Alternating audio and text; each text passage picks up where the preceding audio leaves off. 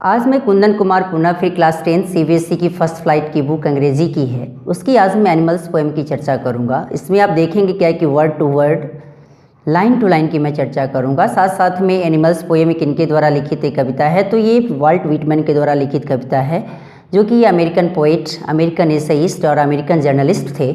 दूसरी की बात करी जाए कि इनका जन्म 31 मई 1819 को कहाँ थे, न्यूयॉर्क यूएस, अर्थात जो कि अभी आपको यहाँ लिखा मिल भी रहा है कि in the village of West Hills, New York US में हुआ। इनकी डेथ मार्च 26, 1892 को कॉम्डेन, न्यू जर्सी में इनका डेथ हो गया। ये the poet tells us that he feels more at home with animals than humans.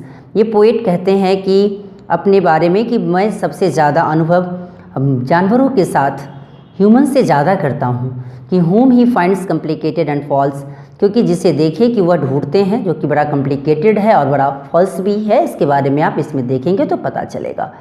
I think I could turn and live with animals, they are so placid and self content. मेरे समझ से कि मैं जानवरों के साथ रह सकता हूँ। They are so placid and self content, वे लोग बहुत ज़्यादा ही शांत होते हैं और बड़ा ही आत्म संतुष्ट होते हैं। कंटेंट मतलब यहाँ जो लगा रहा है सेल्फ कंटेंट मतलब आत्मसंतुष्ट। I stand and look at them long and long, और मैं काफ़ी देरों तक देखता रहता हूँ। और कि क्या देखता हूँ, they don't sweat and wine about their condition. लोग थोड़ा भी अपने आप को परेशान नहीं होते, थोड़े भी किसी को परेशान नहीं करते, थोड़े भी अपने आप को उस बुरे कंडीशन जो उनकी जो अपनी लाइफ स्टाइल है उस पर थोड़ा भी बुरे से बुरे कंडीशन में भी अपने आप को कराहते नहीं। They don't lie awake in the dark and weep for their sins, और वे थोड़ा भी अपने आप को इस अंधेरों में थोड़ा भी अगर कहा जाए तो लेटने में भी थोड़ा भी हिचकते नहीं हैं, कभी भी नहीं हिचकते। And weep for their sins, और अपने जो उनकी पाप है उस पर कभी रोते भी नहीं हैं, कभी बिलखते भी नहीं हैं। They don't make me sick discussing their duty to God, और वे लोग इतना ही नहीं, वे लोग अपने आप पर, वे मुझे भगवान के प्रति अपने कर्तव्यों के बारे में विवेचना करके मुझे थोड़ा भी व्याकुल भी नहीं करते।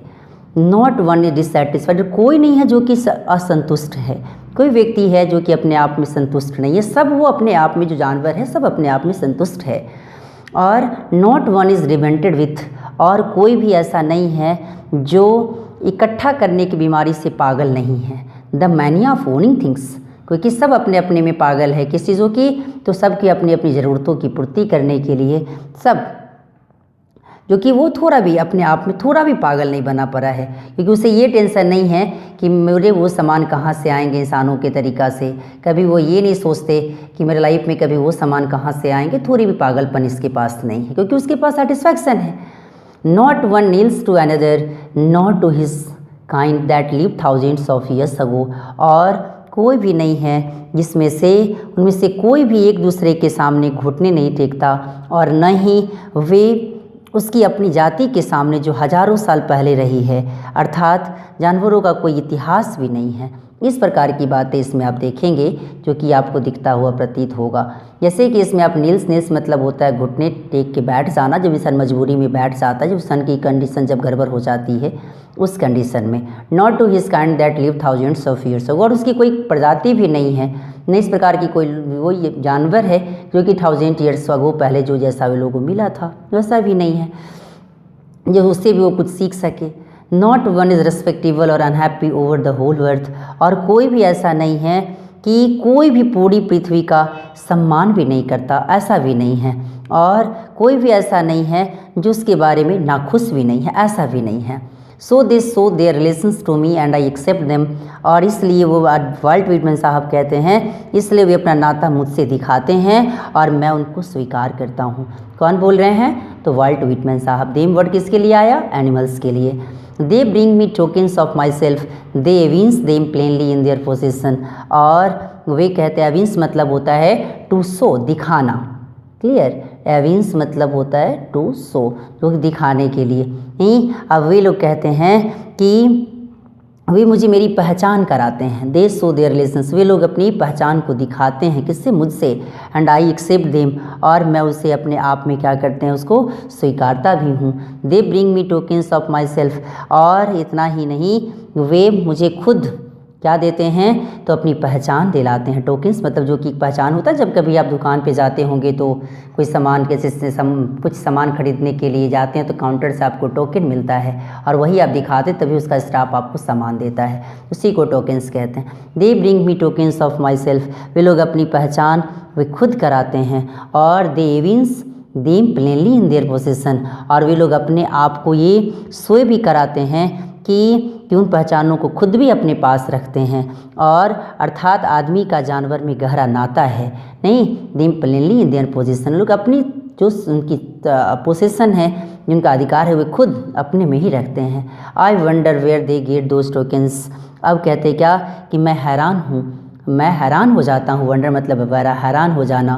Where they get those tokens, जहाँ वे पहचान कहाँ से मिली, बड़ी पहचान किसको, जानवरों की। Did I pass that way huge times ago and negligently drop them, अर्थात कि और अनजाने में उनको वहाँ गिरा दिया था जहाँ जानवरों को वो भी मिल गई, अर्थात आदमी भी कभी जानवर रहा है। इस प्रकार की बातें के रूप में वाल्ट व्हिटमैन साहब कहते हैं। और थोड़ी सी मैं चर्चा करूं वाल्ट व्हिटमैन के साहब के बारे में कि वाल्ट व्हिटमैन 1819 to 92, इनका जन्म की मैं बात है जो कि पहले वाले जहां से मैं शुरुआत किया उसी समय इनके बारे में आप जानें कि इनका जन्म 31 मई 1819 को हुआ और डेथ इनकी 26 मार्च 1892 को हो गई, जो कि एक अच्छे खासे, जो कि अर्ली अमेरिकन पोएट्री में एक अच्छे खासे मेजर फिगर के रूप में ये जाने जाते हैं। और अपने समय में all poetry was rhymed and material, Whitman made a break with tradition and wrote a revolutionary new kind of poetry in free verse. जैसे मैंने आपको बताया था कि इन्हें फादर ऑफ फ्री वर्स के नाम से इनको जानते हैं।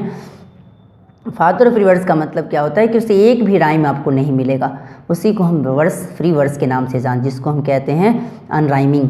क्लियर।